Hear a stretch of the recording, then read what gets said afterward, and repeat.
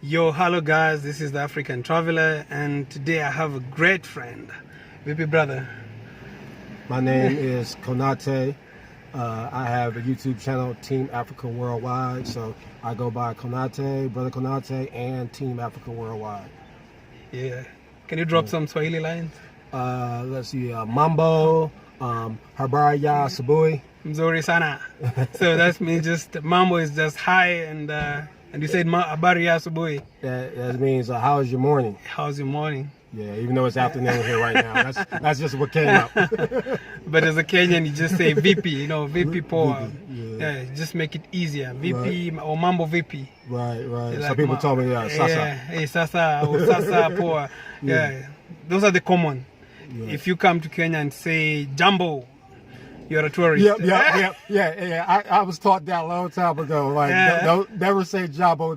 People automatically know that you're not Kenyan. You're a tourist. So don't sell out yourself.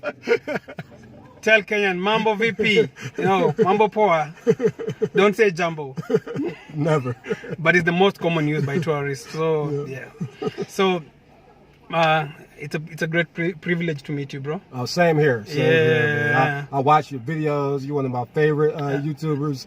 I just check out everybody from Kenya, and I just reached out, and and the brother reached out back to me. He wasn't Hollywood on me. He wasn't like too big time to come meet me. So I really appreciate it, man. Thank you, and thank you for reaching out. Yeah, I said I really want to know. I want to connect. I want to push this movement for connection between different countries, for blacks around the world. We really need to connect. We really need to talk to each other. And that's the reason why I reached out. I had to come to, just to reach out to you. And so how long have you been to the country? Well, it's been almost a week. I landed last Tuesday, and I'm leaving this upcoming Tuesday. Just a week? Yeah, pretty much eight days. Right. You've been here previously? Yes, this is my third trip to Kenya. In 18 months. So I've come in 18 months you've come three times? Yeah, 18 months I've come 3 times. Whoa. Any other African country you've been to? Well, technically I've been to Ethiopia because I've had connection flights in Addis Ababa, but I never went outside the airport. So I have to go back there and really visit. But so technically I've been to Ethiopia, but as far as experiencing a country, Kenya is the only country I've been to so far. Wow, why Kenya? I just felt like my ancestors guided me here. I looked at the map. I thought about other countries. I thought about Ghana. I thought about South Africa. I thought about Tanzania. And I was just like, Kenya is probably the place to go. I work in IT. I'm a business analyst by trade. And, we have the Sahara Valley here, Sahara Valley. And of course, you hear I speak English. I didn't want to go to a country where I have to learn another European language just to speak to my own people. So that's why I didn't go to any of the Francophone countries. And then I just really, really love Kiswahili. I've been studying it for a while. I think I'm getting a little bit better. I can speak it better than I can hear it. It's like, that's the problem I run into. I started talking to people in Swahili. Of course, they gonna start talking back, and I'm like, I'm sorry. That's all I got. Swahili actually is a very, very easy language. Probably some Kenyans would speak very fast. Right. It's like same thing. If probably I'm learning English for the first time. Right. I need someone who speaks, step by step. Right. But if someone just speaks just one time, wouldn't really understand. I said I was going to try to. One of the things I was going to do to try to train myself is check out some news channels. Man, those news anchors, they're speaking so fast I can't catch a word. Like. He said is. Like, that's all I got out of 5 minutes of talking, It takes time. But if you if the next time you come, it takes longer, we'll probably teach you 2 or 3. Right. And we can keep conversing in Swahili, 1 or 2 things. And Right. Yeah.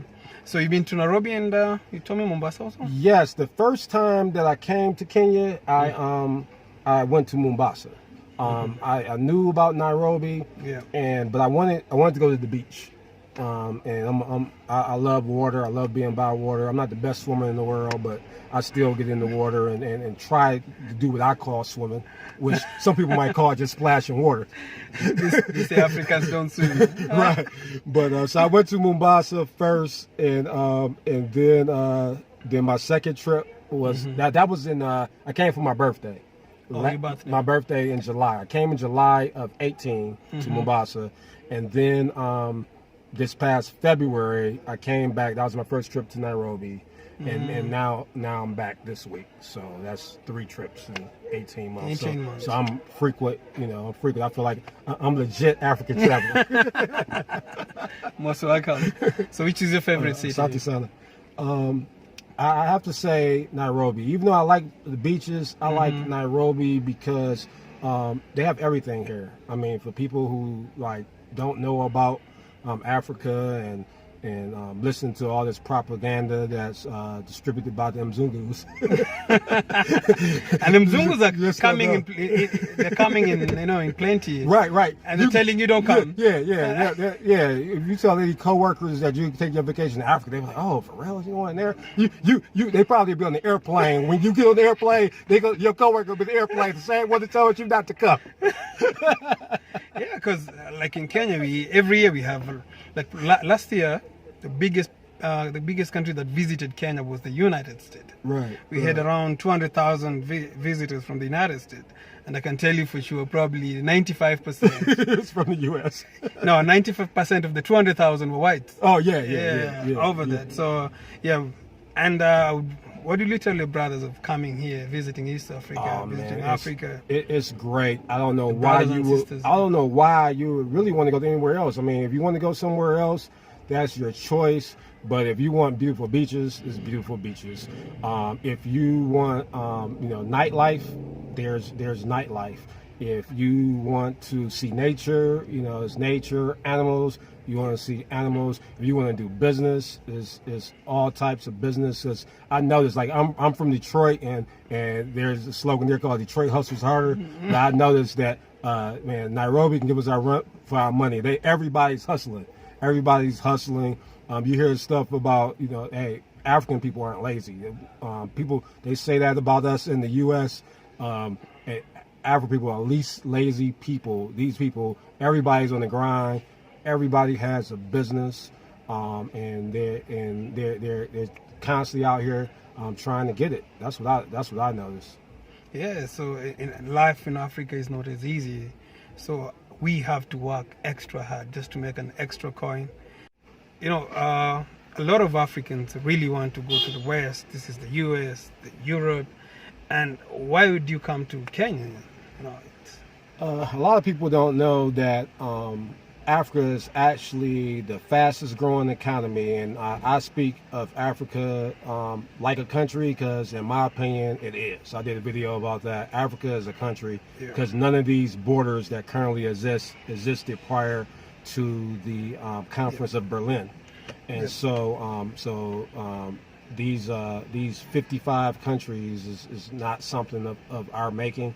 But Africa is the richest country on the planet, and it's coming back as we come together and we unite. We're going to see a slow takeover of the globe by Africans. We a lot of people don't know that how many people are in Africa. I was talking to a brother at the mall the other day. He actually thought there were less Africans in the world than Europeans.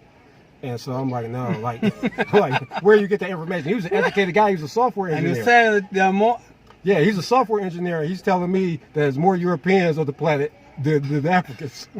So we don't even know our potential. Like if you're selling something, you want to sell it to Africans. You got a market. You can sell to everybody. People think they can make money selling. You can make more money selling to Europeans. How is that when they only a small percentage of the population? If you have an African market, you can get rich. You get rich selling to Africans. So I would come here because of the growth. The weather is phenomenal.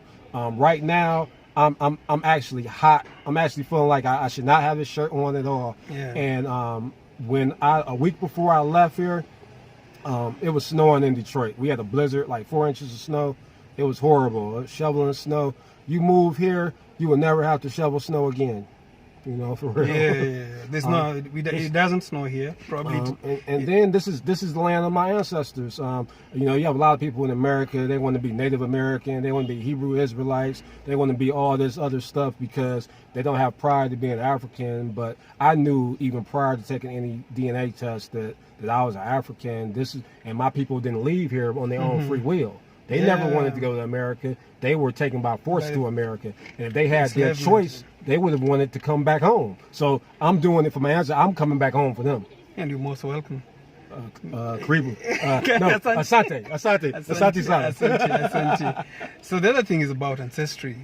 You've done the ancestry, what do you call it? The generic? Right, I've done some DNA tests, 3 different companies. They're all not equal. I would suggest any African American who doesn't have that family history to know their so-called tribal background. I don't know if that's the correct word, but that's what we use, tribal background, to use African ancestry DNA. Yeah. I learned on my mother's side, I'm Hausa Fulani, and then on my dad's side, I'm Kota, so that's being from the Central African area of Cameroon and Gabon. And then both groups, you know, through their oral history, say they migrated from the Nile Valley. So there's truth in African Americans being Nubian. Don't listen to what anybody tells you. they would have disconnected us from those pyramids and all that, but that's our stuff. Yeah, actually, the earliest person, they keep saying east-west, but the earliest person, the first human beings were discovered first, mostly in East Africa. Right. So, which means essentially Africa is where everyone came from. So right. It doesn't mean you're West Africa, it doesn't mean from East Africa. Right. And also a lot of East Africans, especially the Bantu, the bigger migration to the country, back to the country, was from the Cameroon. Right. So despite the fact that you may feel your ancestry may say Cameroon or I don't know, Nigeria, we are still one people. We're right. still one people. Right. And, that's what I believe. I believe in one Africa, one people. Yeah. You know. And it doesn't matter where you come from. No. And what do you tell guys of how to connect back to the continent? How do they choose a country, for instance? What I did, like I said, I feel like my ancestors called me. I think I've read people calling Kenya the gateway to Africa, and I think it really can be, especially for people from the States, because people speak English here. They might have a little trouble with your accent, and you might have a little trouble with theirs, but we can understand each other. And then Kiswahili is a language that's easy to learn, and so it's weird. Sometimes people understand my Swahili better than my English. Like I give you an example. Like one time I went to a chicken and chips place, and I wanted a bottle of water, and we don't say it like that. We say water. And so they had no idea what I was talking about. And so they actually gave me a quarter of chicken. Go and say quarter. Yeah, that's why I said quarter, right? So now when I go to any restaurant here, I say I would like a bottle of Maji, and they know exactly what I'm talking about. So whenever I'm speaking English and then the person doesn't know what I'm talking about, I just switch to Kiswahili. And they be like, oh, okay. Swahili, you pronounce every word, like word for word, you don't swallow. And it's the same way we speak English. Right. We speak English word by word. Right. Americans swallow a lot of, you guys swallow a lot of letters, I don't know what. You have hard consonants and we have soft consonants. Yeah, so most of the time we're like, what? What? Yeah, so it's like somebody said to me the other day, oh, I didn't understand. You just went real American on me. Like your accent, like I'm lost. I'm lost here. Yeah, so we call it crossing the T's and dotting the I's when we talk about checking something out of the U.S. Yeah, when you speak here, sometimes you have to cross those T's and dot those I's. True. So the other thing, let's speak about the slavery. For me, I believe slavery is what brought colonization. It was a step back to colonization, because slavery took the strongest people from the continent, and as soon as they left, that is when colonization took over because the strongest man in the continent had left. Right, and a lot of people they'll be offended by that, but think about it. If you are paying for a labor force, you want a labor force. You want the people who are going to be able to endure these harsh work conditions. If somebody seems like they're feeble or weak, and you're about to torture them, beat them, and make them do all your work, you're going to try to pick the most healthiest, strongest person to do that. So, I mean, I think they did everything step by step. When I say they, I'm talking about the Europeans. First, they preyed on our disunity because African people are the only people on the planet who never discriminate based on skin color. We've never seen each other as the same people just because we're the same skin color. We're the only people who don't do that. So we'll say, well, that's not my people. And so because we got that disunity, the Mzungus were able to come in and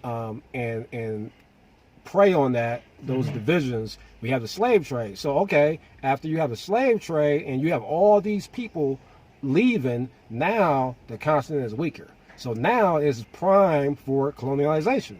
And so now I call it, I forgot to mention one thing to you. I'm in this organization called We Charge Colonialism. And I actually haven't been doing much work over this past week because I've been here.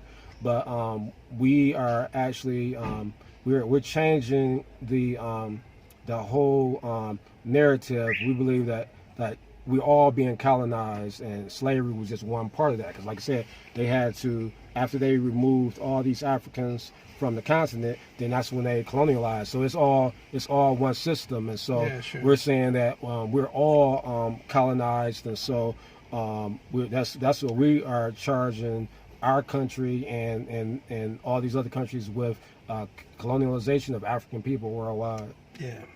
And the sad part is still colonization still exists amongst us. It just changed the term and the rules, but colonization is very strong still amongst our people. What was left, the white person left leadership in the continent, after colonization, but everything was still laid down on the paper that the leaders who took over are told, follow this book, and they ensured that by following that book, we're still following to the ways. Yeah. And with that, we have a lot of our, heritage that has been changed. We were just discussing with the brother of Canberra, and things like Jesus, what we're speaking about. Like, if you check the guys who built the pyramids, the Nubians were purely black people. But that is never mentioned anywhere in the Bible.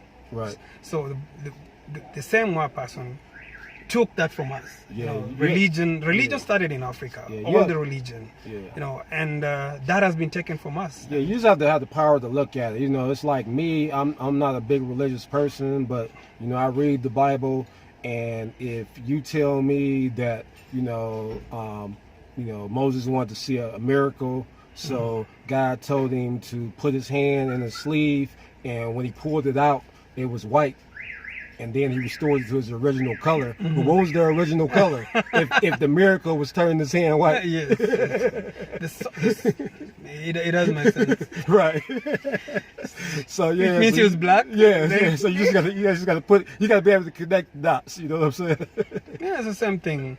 And the same thing, like when there was hunger every time in Israel, they used to rush to Egypt. Yep. And at that time, Egypt was full of Nubians. Yep. If you see the drawings of the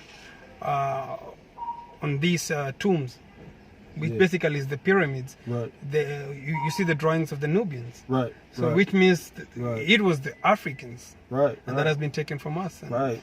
And shout out to my ancestor Tahaka, because Tahaka, I believe that was the 25th dynasty. I believe they actually took Egypt back after it became under foreign rule. One of the times they came from Nubia, took Egypt back, and then gave Egypt back to the black people. So who's the person? King Tahaka. King Tahaka. Yeah, out of Nubia. He actually he came. He conquered the foreigners, expelled them, and then said, now you can have your country back. He didn't even keep it for himself. It's very good. And those things we don't read a lot. Imagine, this is a history about Africa. I've read a lot of, our curriculum from the start to the end. There's nothing like that. He saved Israel too, because you have all these people want to be Hebrew Israelites. Yeah. But he saved Israel from the Syrians, and that is in your Bible. The Ethiopians were in the Bible, Right.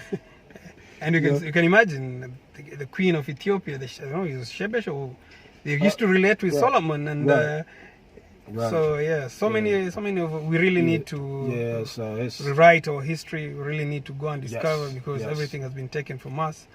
And as I said, we need to start talking, and that's why I'm really willing to talk to more guys and share these. And the movement may be small, but everything starts small, and I believe in future we're going to unite the African, the black community around the world. Yes.